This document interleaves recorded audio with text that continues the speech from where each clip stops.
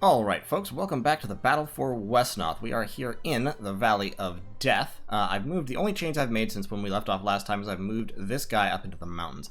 That's so that he can be positioned to swoop in behind the purple units as they attack. The enemy has a lot of damage. Really a lot of damage. 2 Revenants, 2 Bone Shooters, 2 Wraiths up here, plus the Skeletons, which are not pushovers. Down here, a Wraith, 2 Revenants, 3 Bone Shooters, and 2 Dark Adepts. And Dark Adepts are extremely damaging units. Very, very powerful. I really want to kill them if at all possible. So, yeah, it's going to be a little bit of an issue. We're positioned in, I think, a good way. We'll be able to snipe out Naalga hopefully next turn, and we'll see how it goes. Okay, so the Chocobone is coming up there to get rid of her. And the Dark Adept, so we've slowed that Dark Adept, which is nice, but doesn't really count since it's their turn, not ours.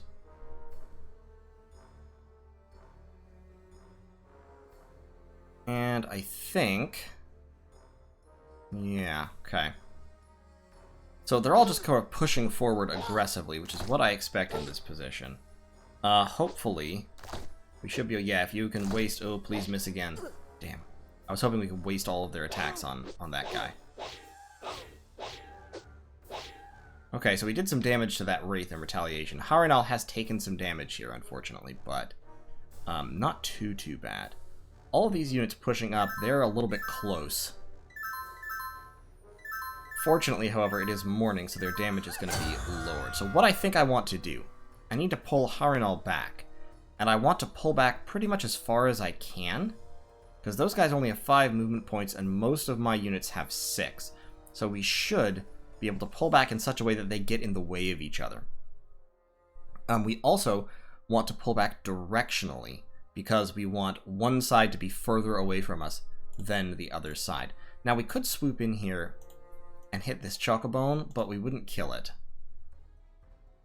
And likewise, we could swoop in here and hit this Bone Shooter, and we probably would kill it, but doing so would expose us to a lot of retaliation. Because that Bone Shooter, that Revenant, that Bone Shooter, and that Revenant would all be potentially able to attack us, and I don't think Yitter can survive that kind of strike back. So, let's see what we can do. Entangling would be very useful. Entangling somebody to lower the damage output. Let's see. Okay, so first of all, we're going to move back here and we're going to blast Naalga.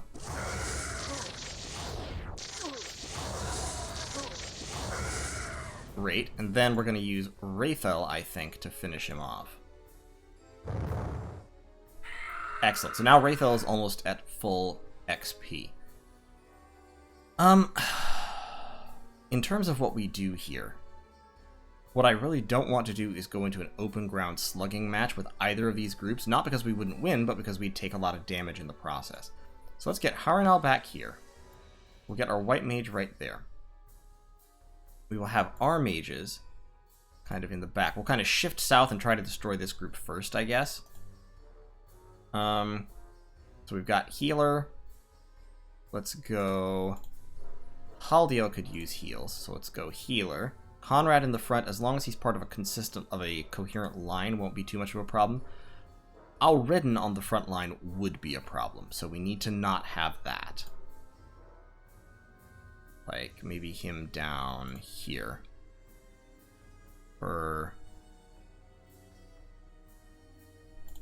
So we can put back... what we really, really want, like I said, is to not have all these guys attacking us at once, and I don't think we're going to get that. Like, okay. It almost feels like I have to go aggressive here, because I have to stop them from being able to hurt me too badly in this next turn before it turns light, full light. Harinal is vulnerable, so I have to have a line protecting him, because he's super, super valuable as a level 3. However, I can't really... we put Conrad over there. Okay, so they're limited. They can't get past the front of our line here. 1, 2, 3, 4... yeah, with 5, they can't get around us. Okay, so that's fine. That Bone Shooter can't get around us. Same for all of them. So we've successfully, with this line, we've successfully limited their lines of attack. The risk here, the danger...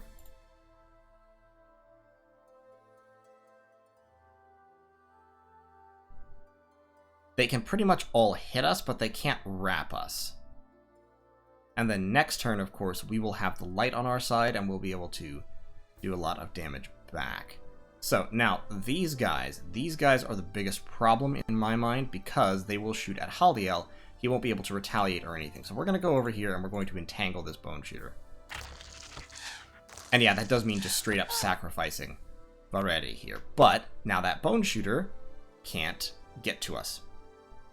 That completely eliminates that damage for this coming turn, which is fantastic. And who needs healing? Nobody really needs healing. I think all of these units should pretty much be able to stand up to a hit. Now, in terms of Yitter, I can use Yitter to extend the line, or I can just put him on that village. He can't be attacked, so all of these units will surge forward, and then he can sweep in on the flank as we hook around Delphador and Wraithel either this way or this way, depending on what we need. I think this is probably our best bet. If I had to guess, I would say our biggest risk is losing these guys, losing Maver specifically, because Maver is the weak link. He can be hit on 3 sides. In fact... Okay, situations like this are why the Wesnoth AI is irritating, because I know for a fact that the AI will absolutely shove a unit into that slot if I move Maver away. They won't hesitate to do that in order to kill one of my units, even if it means they're going to sacrifice their unit like 99%. Let me try it, 1 second, and see who can get into that space. Okay, so we could get a Dark Adept in that space. That would be bad. We could get a Skeleton into that space. What if we move Kalenz away? Okay, it's getting a little bit better. Now Lothlar is the weak link. And Lothlar, if we move him over there, can't be flanked very effectively. Move Elrian back. Okay, so I think by doing that we... The problem with doing that is that we uncover Harrenhal. So let's move this Elvish Fighter right there to provide a meat shield that will have to be chewed through before they can get to Harrenhal. And now we've got most of these units out of range. Yeah, and these 2 people may well die. I might lose 3 units this turn. That would be super unfortunate, but I should be able to start retaliating in a big way next turn. I don't really want to put Pyronymion on there because he'll get charged by the Chocobone. He's got 10 move points, so that's 2, 3, 4, 5, 6, 7, 8, 9. Yeah, he can't really reach is the problem, because that Chocobone is guarding the rear. Ah, damn. Damn. He'll do 22 damage per hit when he charges, and takes 16 back. So that would be 44. That would leave him with only 9 hit points, which would mean 2 axe hits would kill him. Yeah, that's not a risk I want to take. Alright, let's see how this goes. Okay, good. The Chocobones come forward. Alright, killed her. Kind of expected that. Ooh, he picked the wrong target. Yeah, wow. That was a sacrifice. That Dark Adept just threw himself on our swords. Okay, that's fine. Yep, block up the spaces. Use them up. Fill them up. Don't let anybody else in. And when they send in their weak units first, that's perfect. You have to send in the heavy units first a lot of the time in order to actually crack the enemy open. And if they send in the weak units first, then that is perfectly fine with me. I'm actually glad that he didn't kill him. I might lose San in here, though. It's possible. Ah, shit! Okay. Alright, that's fine. And now they're attacking the Paladin. No, do not kill Harrenhal. You can't. You don't have the damage. You don't have the power.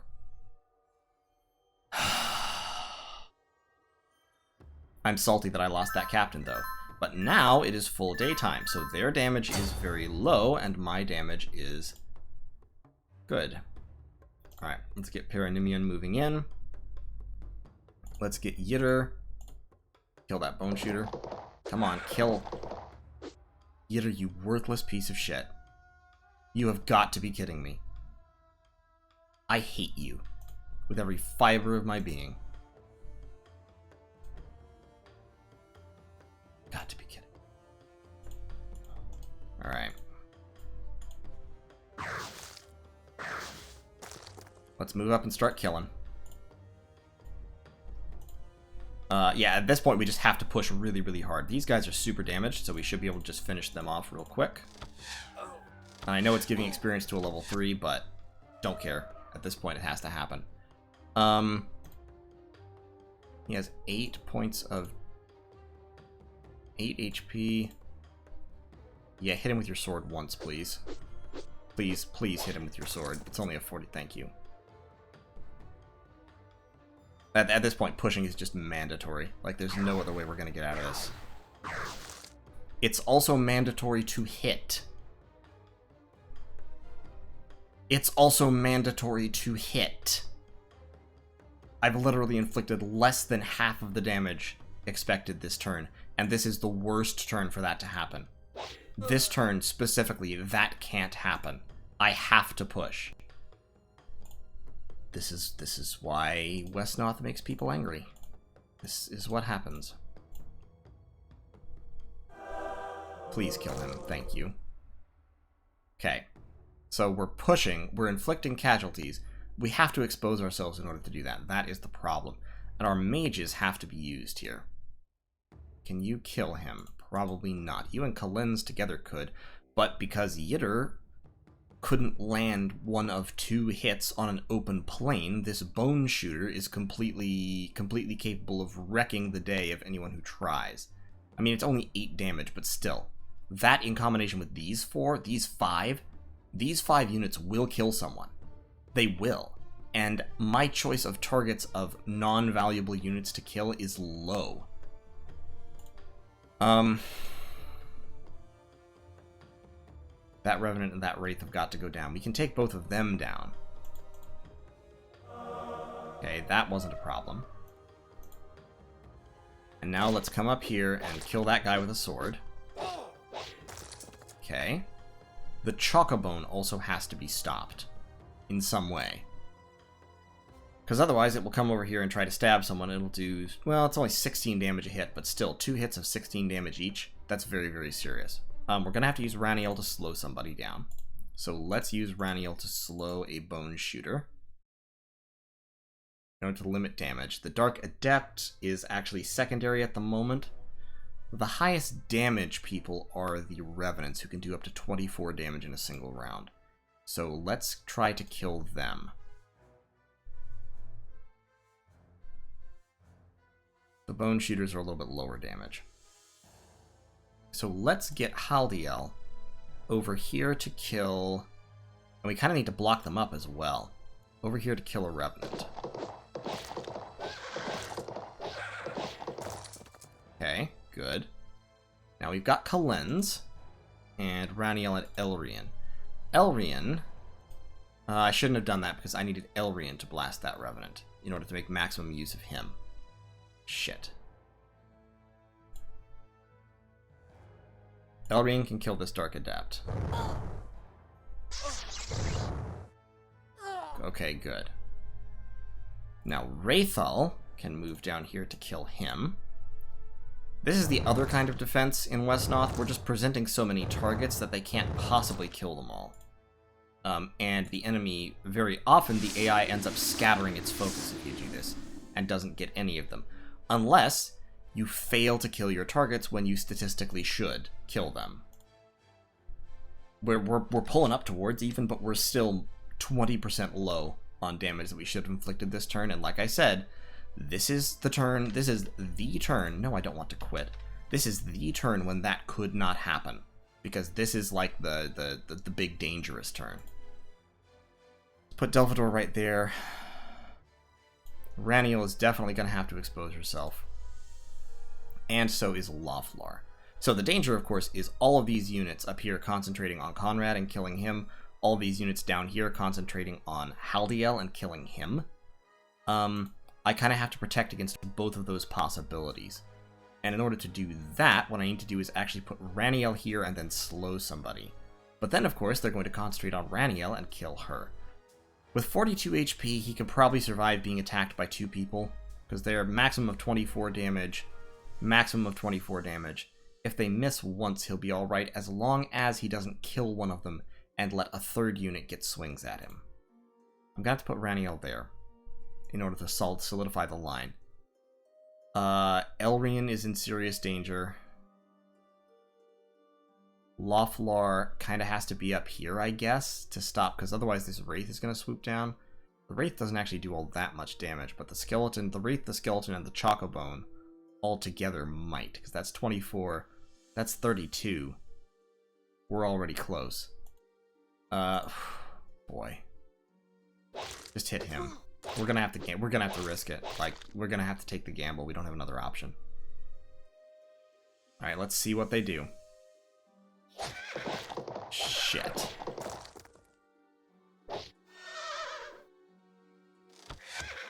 This is the problem. This is the fucking problem.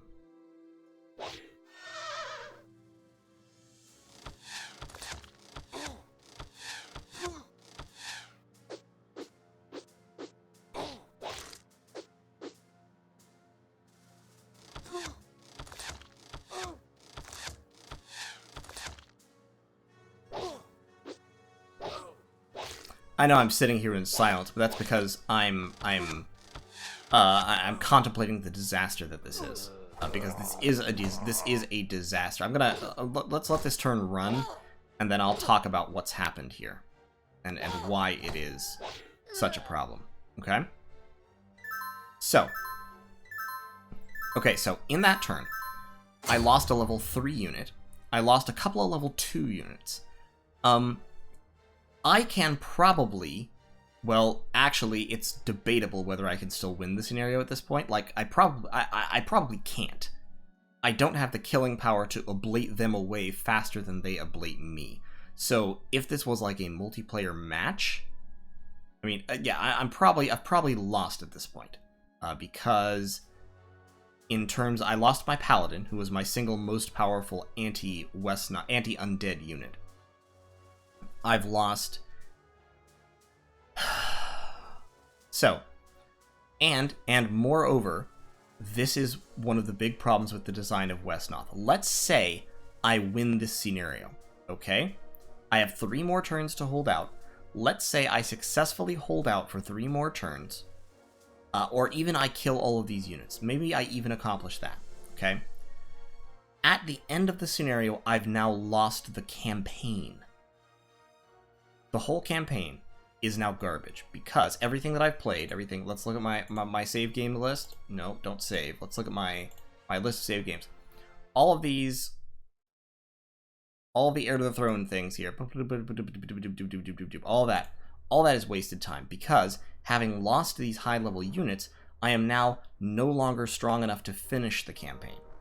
I won't successfully, I won't be able to, I mean, because the later scenarios only get harder. I mean, this scenario is notably hard for its time, for its location in the game, but later scenarios get harder.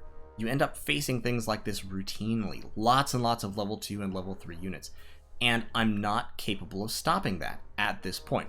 Even if all of these units that I have right now were to get out of here alive, I would still have suffered a tremendous blow. I would be enormously weaker than I was when I entered this scenario.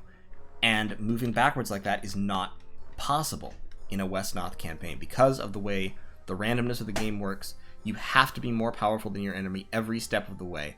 You have to be building up faster than you are being ground down. So this scenario is lost. And what's more, if I were to play on from this point, even if I somehow pulled it out, even if I achieved a miracle here, the whole campaign would then be lost. So at this point, I have to restart the scenario.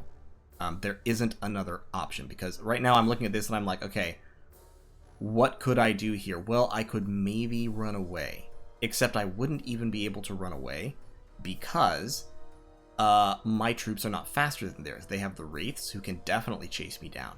My infantry are a little bit faster than theirs, some of them, but not nearly all of them. Harrenhal is no faster. Maver is no faster. My Elvish Fighters, my Archmage is no faster. It wouldn't be workable.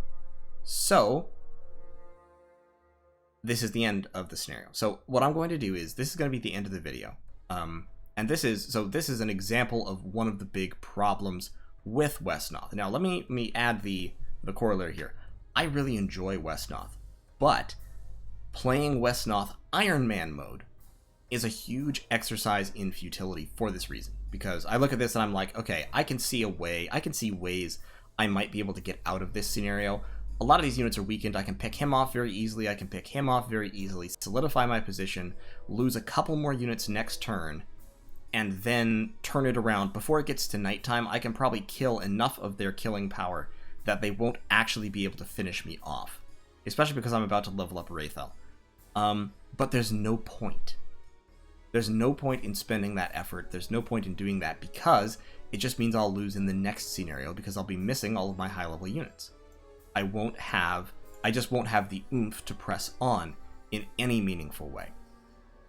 So I have to restart the scenario. In fact, realistically, if I really want to have a good shot at beating this scenario effectively in the way that Wesnoth demands that you do with minimal casualties, I may have to go back and play a couple of earlier scenarios and level up more white mages. Just because, not because they're healers, not because they're actually more useful, generally speaking, than archmages, but just because they're more effective against the undead. That may be what I have to do, but I'll see about that. I'll figure it out. So in any case, thanks for watching, and I'll see you in the next episode here.